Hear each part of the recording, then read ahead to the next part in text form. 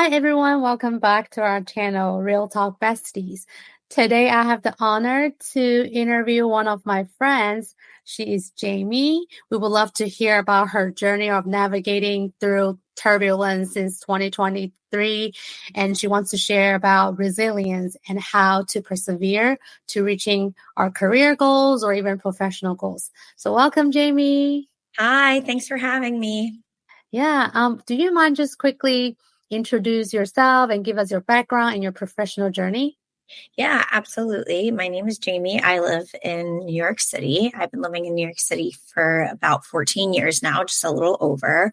I moved here thinking I was going to be like Don Draper, Mad Men, started consulting and advertising, and really quickly realized that that was not something I wanted to do. So I became really active in like women's cosmetic network groups. I got a job in my first career in learning and development was in beauty. So I spent a long time working in there. I later on moved over to learning and development, more performance management in a nonprofit space. And then about 5 years ago, I moved over into tech. And since then, I've still been working in learning and development, but unfortunately been part of some workforce reductions and layoffs. So here today to just talk a little bit about Thank you for sharing. Interesting fact is Jamie and I both were ex-coworkers, right? But we didn't know each other. We actually found each other in a new group of all the impacted folks from layoffs. So you spoke about workforce reduction. Could you share about your recent experience with that? Yeah, I think, sometimes when we talk about mass layoffs or we talk about workforce reduction, or even if you just simply lose your job, there is such a stigma associated with it. And what I will say is, I would allow yourself a little bit of time. If you're a job seeker, not too much time to sit with that, but there is this sense of just like being upset. When it's a mass layoff, it's so not personal, but when it's a little bit smaller, it may feel like really personal. You may just be not the right fit. They may have had to cut some people. But my thing is like, sit with that for a minute, just cry it out, call your mom, call your friend, call your girlfriend, your boyfriend, and spend some time like really just wallowing for a minute and give that, because I think if you don't, then you find yourself doing it later. So I would say like that was the biggest thing. I think the first time I had been part of a layoff, I gave myself no break, and I found myself then in the workforce with just like a lot of trauma, but I had not relaxed. So I think the common misconception from people is like, oh, but you have all this time off, yes, you can like sleep in, or you don't have to, commute every day, but it's not really considered time off for everybody. And I felt that once I was back in, I had never taken that break. So I reminded myself like not to do that when it happened again. And when it happened again, I was like, you will enjoy some of the things that you did not get to enjoy before. Thank you for sharing. I really resonated with you when you say take it personally, because I actually did blame myself for it, even though I knew there was nothing to do with me, because the CEO mentioned that, right, it has nothing to do with personal performance, and my entire team was actually impacted. So I knew it wasn't me, but I'm not sure if it's being a woman or a minority female. I always like to attribute mistakes, right, to myself, and to think about what else can I do better, or what could I have done to prevent this from happening. And then you also mentioned about giving yourself no break the first time. I also felt that it was like an analogy that I use is a train that has kept going, running 120 miles per hour for years, right? Yeah. And all of a sudden you have to you're forced to have a full stop. That was not something that I was able to register or accept at the beginning. Yeah. When I was part of a real mass layoff, got the email, they did rolling emails. So you're up all night, you wake up, I think it was like 6:03 in the morning, 6:02. So, because they said be on at 6. So I'm like refreshing my inbox. And then I think I like went back to bed for an hour and a half. And then by 8 a.m. I was already And in some ways it was helpful because it was such early stages ahead of the game and posting stuff. But I felt like from that 8 a.m. until I started a job months later, I didn't take any time. And I think that also, like, there was a lot of stress on my body, a lot of that you don't realize. It doesn't mean stress doesn't mean your heart is pounding or you're like constant panicking. Like, stress can mean a area of depression and like worrying about your next role. And I felt that like weighed on my body. And I actually started to feel that again pretty recently. So I bought, you can't see behind me, but I bought an exercise bike. I started stretching more. I have a dog. We're going on longer walks because I'm just like starting to feel something take a toll. And I think you have to be aware of those types of things. But I think when it comes to as well, like, a lot of people will talk to me and they're like, my company is talking about a layoff happening in a few months. Or, they said our team might be impacted. I need to work harder. And I'm like, you just need to kind of keep going because you're on this list or you're not on this list. And when it's one of those big layoffs, like, that's decided by somebody that has no idea what you do. They don't know your name. They have a position ID and a region that you're in. And there's really like nothing you can do. And I think you're obviously stressed because you're worried that like you might not have this role soon. But I think not working at all or working harder, it's not going to change the outcome. So I'm always like, just do what you were normally doing. If you were trying to get a promotion, like, just keep working towards whatever goal that you had because you never know what's going to happen. Wow, the list. Yeah, I think I never used to know that we are just a number on a spreadsheet until it actually happened to me. Then I'm like, wait, like how? I did all this, right? I worked this hard. And frankly, as you mentioned, they don't know who you are. They no. don't. And sometimes they're cutting roles too in regions that they feel like the irony is that, oh, you're in New York, you're in California, it's easier to find a job there. So we'll cut these folks and they lose like just lot of really good talent. I think a few days before the mass layoff that you and I were a part of the same company, I think we were in a different rollout of it. Mm-hmm. I talked to somebody that had been through in their career a few layoffs and they had said to me, like, you can't take this personal if it happens. And I think I was like angry at that comment at first. I was really pissed. I was like, why would you say that? And for a minute too, that person still had their role, different role, but we were in the same org, same team. And I didn't. But she was right. She's right from that. And so when my friends got laid off from another company and someone reached out to me and she's like, I don't understand. People on my team are getting laid off and there's other people that clearly don't work as hard or they're more junior. And I was like, you're going to hear this from me and it's going to make you like angry, but I mean this in a way that someone told it to me. That's like, you'll never understand that. I mean, unless you work for these companies that do layoffs, but like you can't personal and you can and have survivor's guilt for the folks that are still there, but it's never going to be something you're going to fully understand. I'm like, oh, I get it. It makes sense to me. So Jamie, you mentioned about some of the realizations already. One is not to take things personally. Second is just know that we don't have to work harder or less, just continue doing the work because that will not impact the decision that has already been made. Is there any other significant realizations or lessons you gained from this experience? It could be both positive or negative. Yeah, I think people really, one of the hardest things, and I think a little bit more earlier on when all these big tech layoffs started to happen, but you still see sprinkles of it.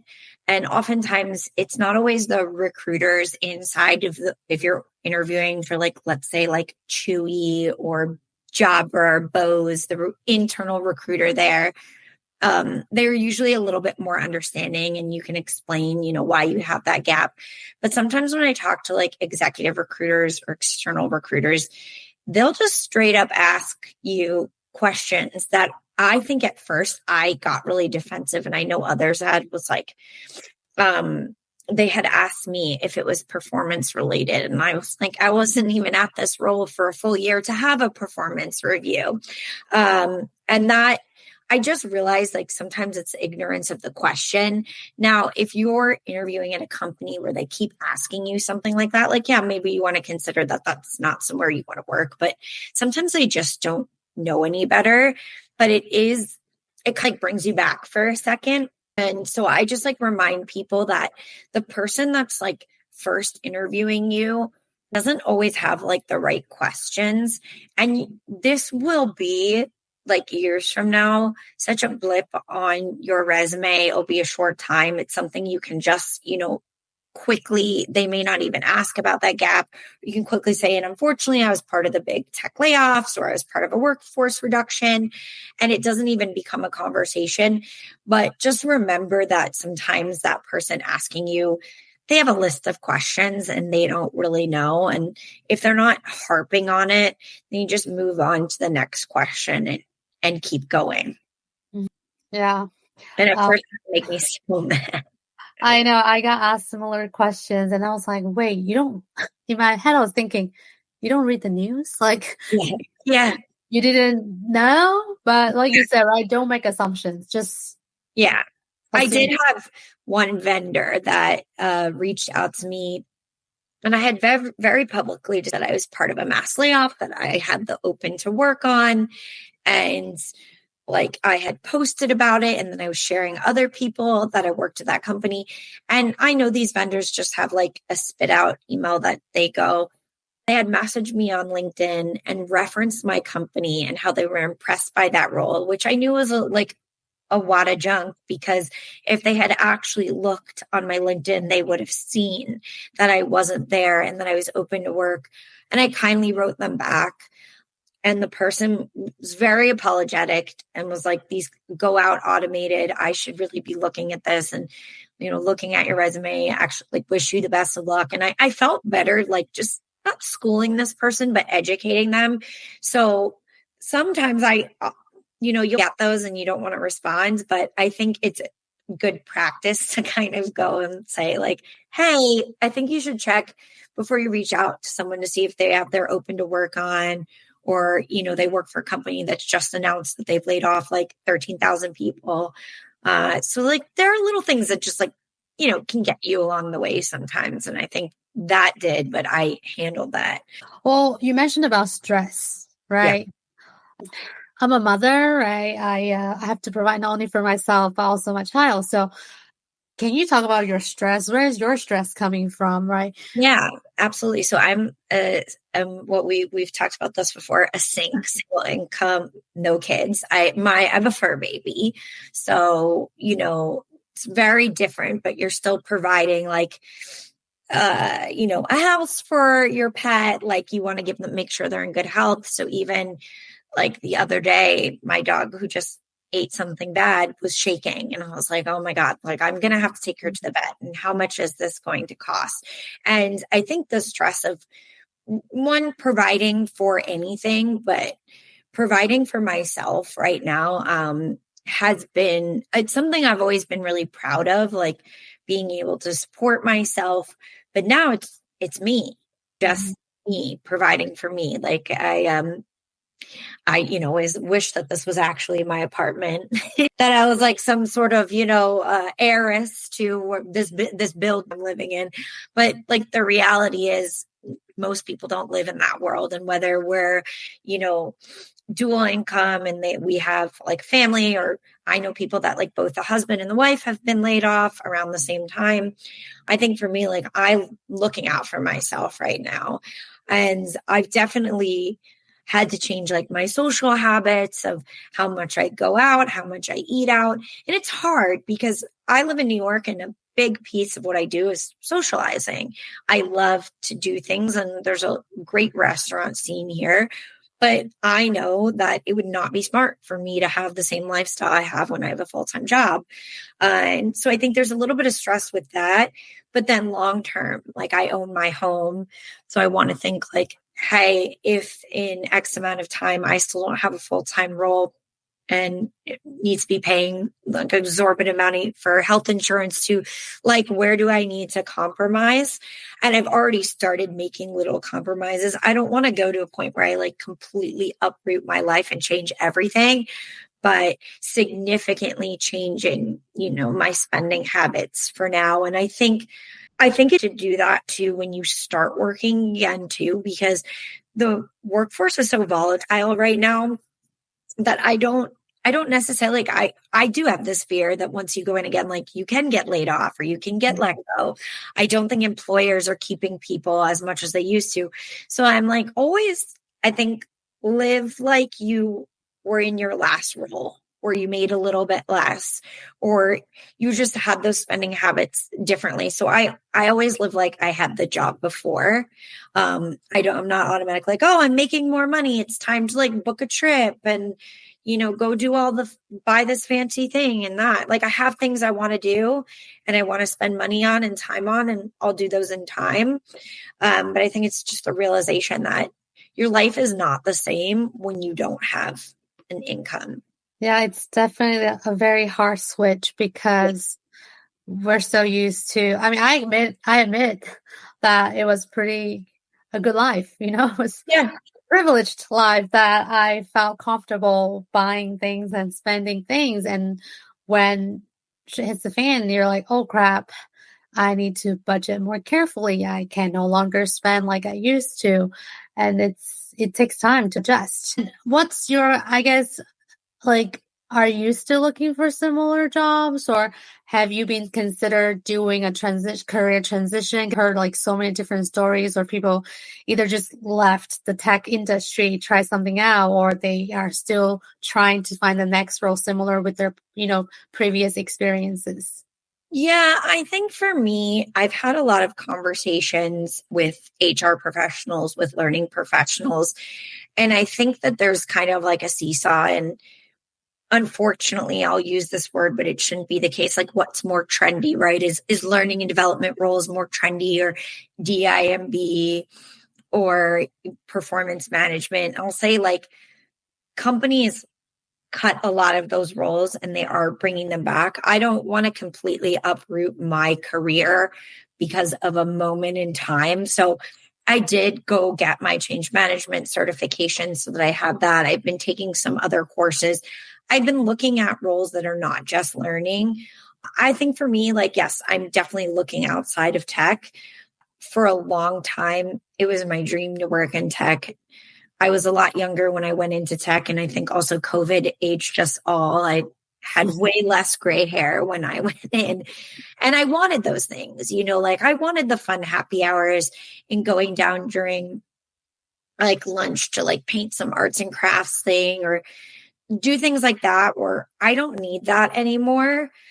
And I think a lot of companies are shying away from that. But I also, some of the perks that were in tech, it was like great, but then you don't have job security. So I think the biggest perk you can look for right now is job security. Nothing feels better than that. And so people really need to remember when you are interviewing, when you're being interviewed, you're also interviewing a company. And if something like doesn't sit right, and I definitely would say like it's okay to walk away. I'm not going to just take a job to take a job. And there's definitely been points where I'll be on an interview and I'm like, no, Kudos to you though, because people are desperate, right? We're all fighting for the same roles and there are only that many available.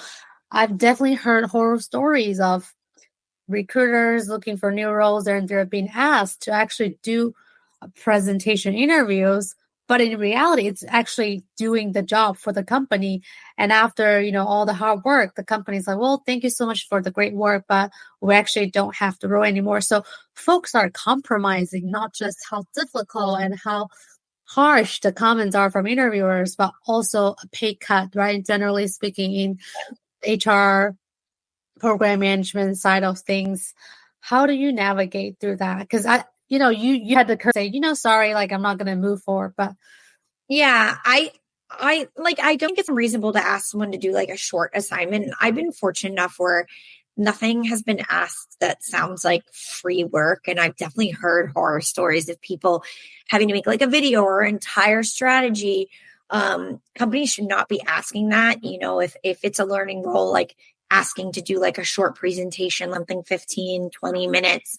But it's just like so disgusting to me that these folks want to get like, free work out of people. I think, to the employers out there, you should be asking about a project that you've already like launched so that you can kind of see like, oh, maybe we should have done that perspective. Or it kind of you a more holistic view rather than asking this person that learned about your company a week, 2 weeks to do free work.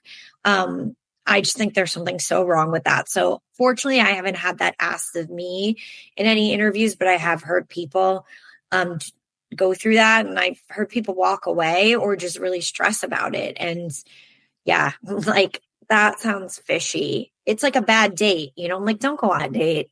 I know you don't want to be single, but really, is this really the person you want to be with?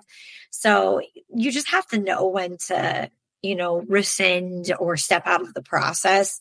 And I know it gets harder the longer we're unemployed, but if you work somewhere that's like uncomfortable for you, you're just going to spend that entire time that you're there feeling uncomfortable and not doing your best work and either end up like leaving or being let go. Yeah. Yeah. Well, but of course, if, folks definitely need the paycheck to pay the rent and things, I understand, but you have been saving or I have some leeway to go. I would say really think more strategically and carefully of the next role that you'll be selecting because you'll be spending more time with your coworkers than with your family. So it's really important. Yeah. And it's weird because you go from spending no time, time at home with your kids, with your pets, with your significant other. And now you're spending time with like complete strangers. And that's going to be where the majority of your time is. So you make a really good point there. Mm-hmm. Another trend that I heard is that a lot of companies are requiring employees to return to office now because we're in the post-COVID time. So, which makes remote roles even more challenging to find. And a lot of the employers are actually looking for lower cost states to hire talent because it doesn't make sense for them to hire remote jobs in New York or California. Have you noticed that too? And how have you shifted your mindset in seeking for the next role? Yeah, so I actually want hybrid. I do like going into an office. I don't need to go in, 4 days. I don't see a need for a role for mine to go in for 5. I think the workforce has changed and giving us that one day to like, in between a meeting to be able to put stuff in the dishwasher or walk your dog. Like this is what the world has given us. And this is, they've talked about that. And then all of a sudden they want people to come in 4 or 5 days. 4 I'd be open to, but I think 5 is I've had companies call for that. And I won't interview for those roles. When we talk about remote work, yeah, it's hard because everyone's applying for remote roles. And I have spoken to a lot of recruiters, like they just get so many people from so many levels, like overqualified, underqualified, and it's really clogging the application process. But I will say that there are companies that have that. There are companies that want you to come back in. And if they want you to come back in, there's not really like a negotiation to it. If you don't want to work in an office, don't apply for a role that requires you to come in, because I've spoken to people where I've worked at previous companies and they want to be referred. They're like, yeah, but I think I'm going to negotiate that. I'm like, well, I have to come in, X amount of days. Like if you're already talking about this now, I just don't think that like this is the place for you. They want people in. I think it is, they do get away with offering less a lot of the times, but I have also seen companies offering a little bit more, or they want you to be, you can be remote, but they want you to be near a hub for like quarterly meetings. So I think I like ask, what does that remote mean?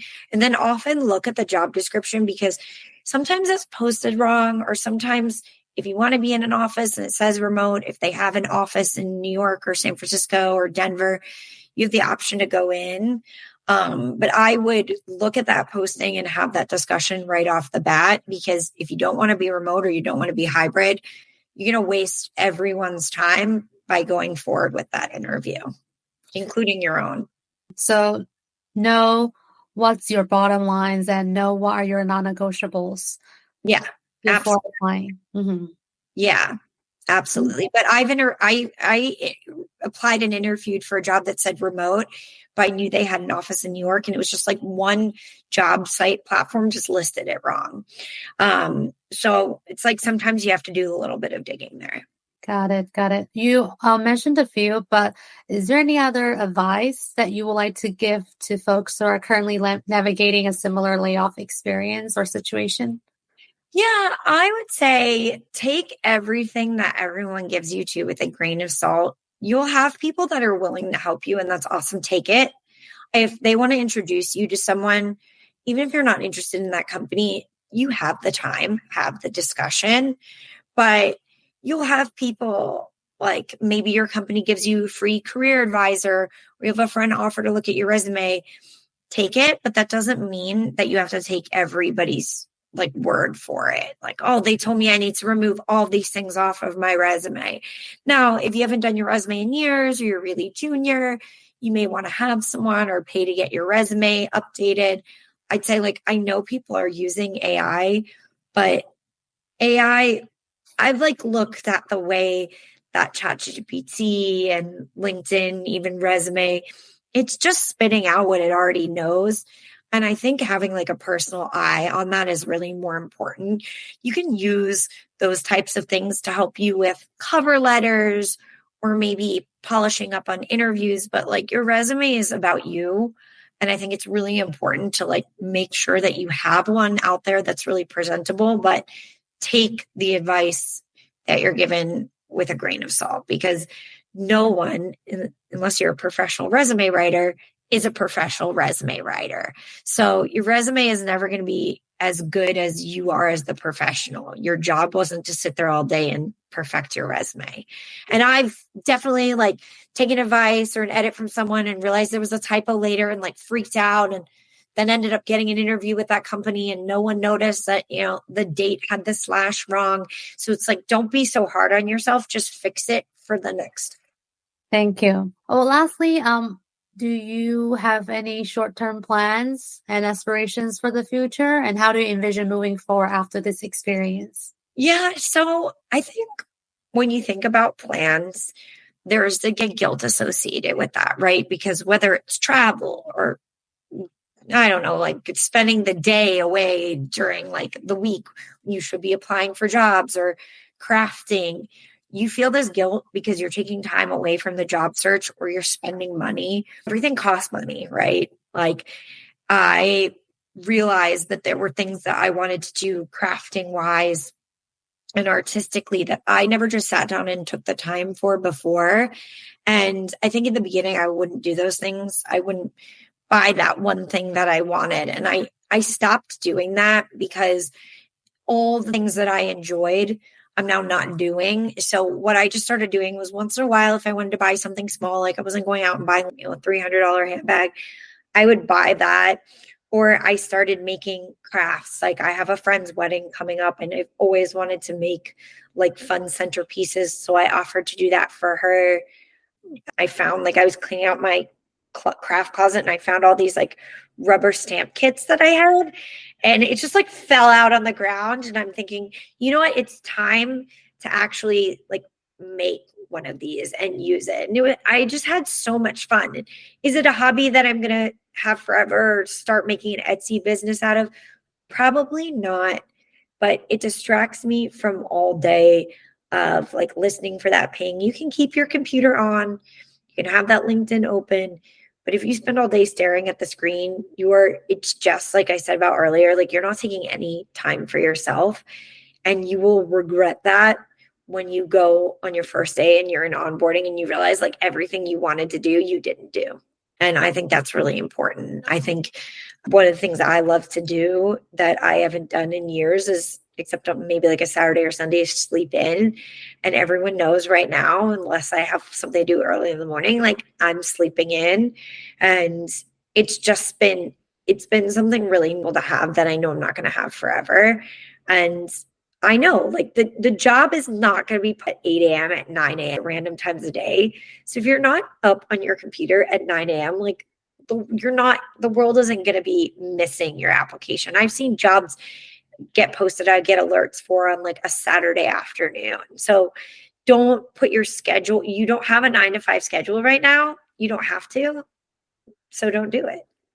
Yeah. Well, don't be FOMO, right? Really just take it slowly, use the time wisely, not to go too extreme with treating applying as a full-time role, but at the same time, just pace it out, do things that you normally wouldn't do to enjoy and to distress from all this anxiety that we're all feeling on a daily basis.